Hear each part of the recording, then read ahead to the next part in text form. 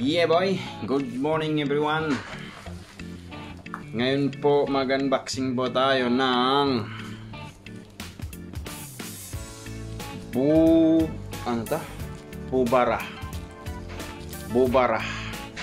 Bubara PE 2 and 3. Okay, tara, unbox natin to. Whew. Yeah boy, ang quick unbox natin ngayon is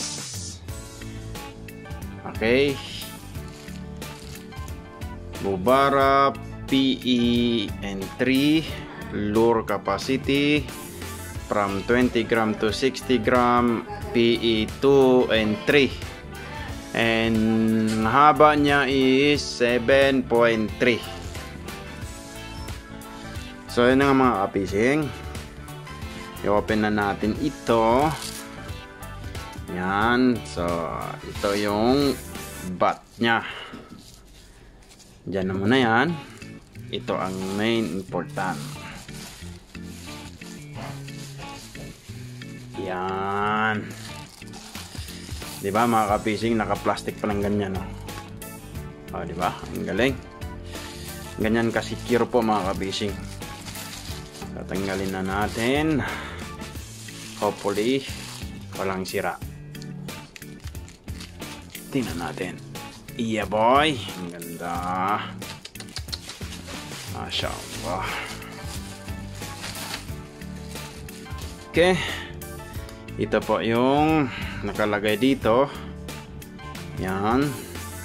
Toby, sarante ko ito yung Toby.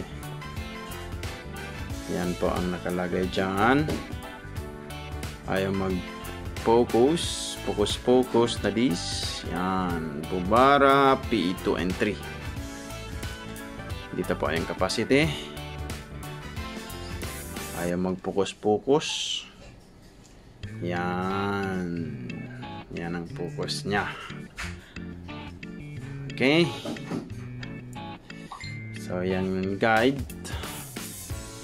Siyempre Relix na Suntara yan. Okay, so dito naman tayo sa bat section nya. Bat section. Galim na natin. So yun na nga mga kabising, yan po ang bat section nya. Ganda, amazing. Nag-approach na rin, oh. Yan, oh. Maganda.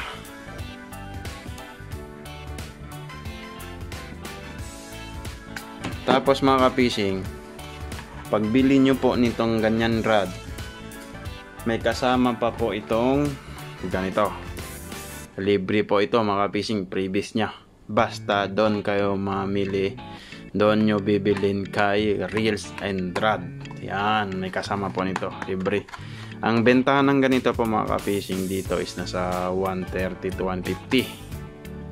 Okay, so makukuha nyo po libre ito. Basta kay Reels and Rod lang po kayo bibili. Okay mga ka-fishing, so yun lang po. Sa mga interesado sa price nya, kung gusto nyo malaman ang price, feel free to inquire, feel free to message Reels and Rod. Ilalagay ko lang po sa description ang kanyang link, ang kanyang page, para direct message na lang po kayo dun.